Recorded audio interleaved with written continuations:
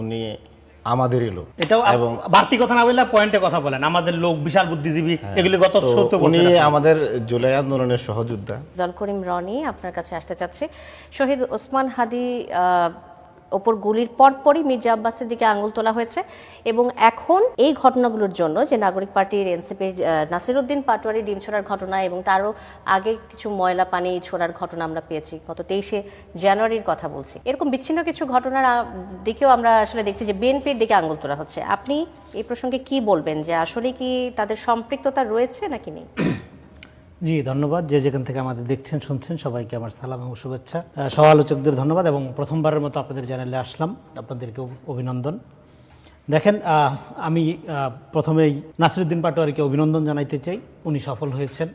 উনি এইরকম একটা মায়ের আয়োজনের জন্য দীর্ঘদিন চেষ্টা করছিলেন, তারপর অবশেষে দেখা গেল তার ডিম ছোড়া হইল এবং পোলাপান ব্যান্ডেজ বেঁধে ঘুরতেছে।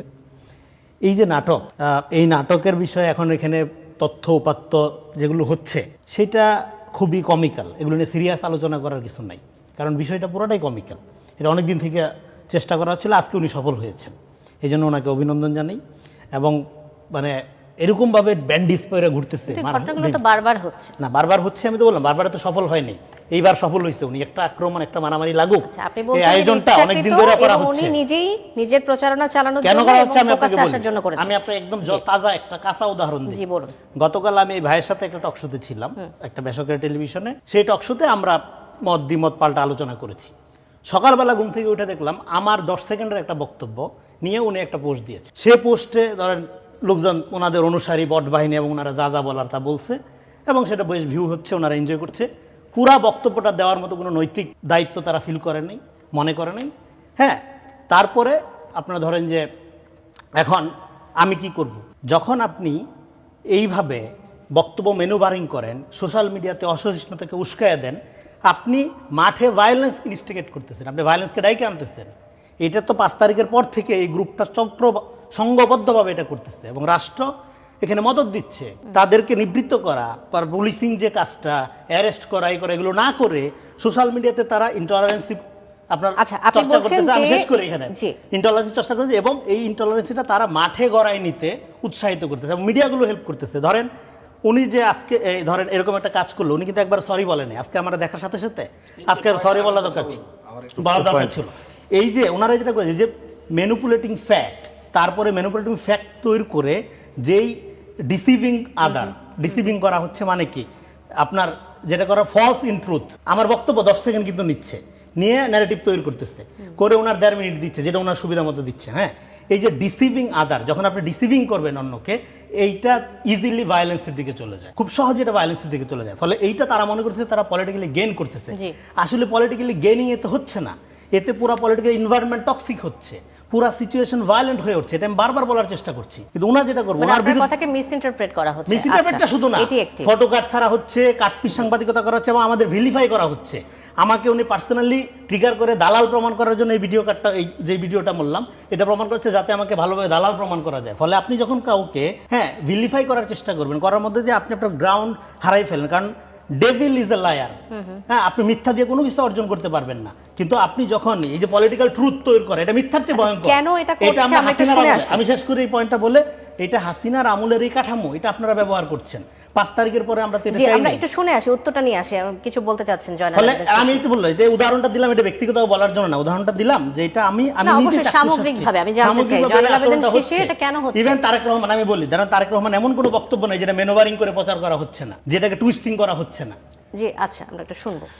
দেখেন রনি ভাই, আসলে উনি আমাদেরই লোক। এটাও এবং বাড়তি কথা না বললে পয়েন্টে কথা বলেন, আমাদের লোক বিশাল বুদ্ধিজীবী, এগুলি গত 70 বছর। উনি আমাদের জুলাই আন্দোলনের সহযোদ্ধা, ওনার প্রতি আমাদের শ্রদ্ধা সম্মান আছে, আজকে পর্যন্তও আছে। তো উনি যে কাজটা করে, উনি কন্টিনিউয়াসলি প্রতারণামূলক নেগেটিভ বাজারে ছাড়ে। আর যখন ওনারা কেউ আন্টার দেয়, তখন উনি উল্টা তাদেরকে অপবাদ দেয় যে তোমরা ন্যারেটিভ বাজারে ছাড়ো। দেখেন একটু আগে সে যে অন্যায়টা করলো এবং যে ন্যাক্কারজনক কাজটা করলো, যে নাসিরউদ্দিন পাটোয়ারির সাথে যারা হামলা শিকার হয়েছে তারা ব্যান্ডেজ পরে ঘুরতেছে, কোনো হামলে হয় নাই, এটা একটা নাটক। যেটা হচ্ছে আপনি নাটক বলেছেন। আমি না, আর ভাই চুপ করেন না, আমি বলছি ডিম ছোড়া, ডিজিটাল পরে ব্যান্ডেজ বাইরে আপনি ঘুরতেছে। নাটক বলছেন, হ্যাঁ। ব্যান্ডেজ পরে ঘুরতেছে বলছেন, এবং নাসিরুদ্দিন পাটোয়ারি সফল হয়েছে বলছেন, অবশ্যই। তাহলে নাসিরুদ্দিন সফল হচ্ছে। এই যে উনি মিথ্যা ন্যারেটিভটা ছাড়লেন, ওটা তো সত্যের কোনো লেশ মাত্র নাই। গতকালকে যে আদিপুর উপরে হামলা হয়েছে তার ব্যাপারে মানুষ সময় পায় না, রাত্রে একটু ব্যস্ত ছিল, নাহলে একটা ন্যারেটিভ দিত, এর মিথ্যা কথা। গতকালকার হামলার ব্যাপারে আমি প্রতিবাদ করছি লাইভ শোতে, আপনি আরো ছিলেন। ন্যারেটিভ দিত। এই এখন কথা উনি এরা যখনই নিয়মিত বলে তখনই মিথ্যা continuously কথা narrative কিন্তু। দিবে, যে আর আপনার কোনো ওনার narrative narrative থাকলে যদি আমরা কেউ শুনবো। ডিবাঙ্ক করে, শুনে আসি। এগুলো সেও ডিবাঙ্ক হচ্ছে না। narrative দিয়ে অন্যায় করে ফেলছে। ম্যানোভারিং করতেছে। কালকে যেমন এই যে আজব জিনিস। কাঁচা মিথ্যা কথা, কালকে ওনার আমি একটা প্রতিবাদ সমস্যা কি করছি। জানেন, উনি কথা বলার সময় উনি কথা বলবে, আর অন্যরা কথা বলার সময় দিবে না, তখন বলবে যে, না না না, আপনি মিথ্যা বলতেছেন, আমি কথা বলতে দিব না। অনেকগুলো টক শো উনি এই কাজটাই করে, Right. মানুষের কনসেন্ট্রেশনটা নষ্ট করে, আর ওনার সময় উনি একদম নীরব বলে যায়। আমি তো চাইলে ওনার থামাইতে পারতাম একটু আগে। না, আপনি বলেন প্লিজ। তো উনি কি করলো, উনি সরাসরি একটা জিনিসকে দিবালোকের মতো, মানে স্পষ্ট জিনিসকে উনি মিথ্যা প্রমাণ করলো এবং একটা ন্যারেটিভ ছাড়লো, এবং এটাতে ন্যারেটিভ আবার সেটা স্বীকার করলো না। দেখেন, গতকালকে একটা শুতে ওনার সাথে আমার কথা হয়েছে, ঠিক শুতে যে কথাগুলো হয়েছে আমি আর জিনিসগুলো নিয়ে আসছি। এখন কাটপিস করে মানে কি, আমি কি কোনো কিছু ভুল নিয়ে আসছি? পুরোটা তো এখন অনলাইনে আছে, পুরাটা কিন্তু উনি দেয়নি। পুরোটাই অনলাইনে আছে। এখন আমি তো আচ্ছা, এই- না, দেখেন উনি মানে ওই যে বলে বিতর্ক তো চলবে, না, না, আসলে কতটুকু দেখানো হয়েছে না, না, আমি আসলে ওনার দেখেন, শেষ হবার উনি না। এর প্রতিবাদে উনি একটা স্ট্যাটাস দিয়েছে আমাকে নিয়ে, যে এনসিপি শিশির নোংরামিটা করলো, যে এনসিপি শিশির, তারপর একটা লাইনে যায় বললো যে উনি একটা স্ট্যাটাস দিয়েছে এর অংশ হিসেবে, যে জি। এর জবাবে গান্ডুটা পার্সোনালি আমাকে অ্যাটাক করছে, আচ্ছা, আমরা আবার উনিদের জন্য দোয়া করছে। ফকিন্নিরা এভাবেই সবকিছু দেখে, মন মতো ওদের ধান্দা, মানে ধান্দাবাজ, এই আচ্ছা, সমস্ত কথা বলে। দেখেন, ব্যক্তিগত উনি আমারে মন্তব্যের দিকে চলে গান্ডু যাচ্ছে, বললো, আমরা একটু ফকিন্নি প্রসঙ্গে বললো, ফিরে আসি। ধান্দাবাজ বললো, আর উনি আবার একটু ন্যারেটিভ ছাড়লো, আমরা বিদ্বেষ ছড়াই। চিন্তা করছেন ওনার এটা কখন ধরা হয়েছে? যখন উনি দেখছেন, যখন এখন উনি আবার এই ভাবে জিনিসটা interpret করছে। করছে, তখন আমি বাধ্য হয়েছি এটা বলতে। আপনি জি, চিন্তা জি। করেন, একটা আমরা- লোকের আমরা সে প্রসঙ্গে- গান্ডু আমরা বললো, প্রসঙ্গে ফকিন্নি ফিরে আসি। বললো, ডক্টর ধান্দাবাজ সাজিদ- বললো। আচ্ছা, আমি আমরা গান্ডু আবারও আসবো এই মানে প্রসঙ্গে। ফকিন্নি ধান্দাবাজ, একটু ডক্টর সাজিদুল ইউজার হক বলবেন। বড় মানে মিথ্যাচার এবং বিদ্বেষ করে উনি আবার আরেকজন বাজারে আবার অতিথির উনি কাছে আবার আসতে শান্তির চাচ্ছি। সুবাতাস দিচ্ছে। অবশ্যই আমরা right. একটু এবং উনি একটু নিয়মিত প্রসঙ্গে ফিরে আসি। continuously বিভিন্ন মিডিয়ায় গিয়ে উনি হচ্ছে আচ্ছা, জনবিদ্বেষ ধন্যবাদ ছড়াচ্ছে এবং বলছেন ন্যারেটিভ শান্তা ছাড়ছে না। শারমিন।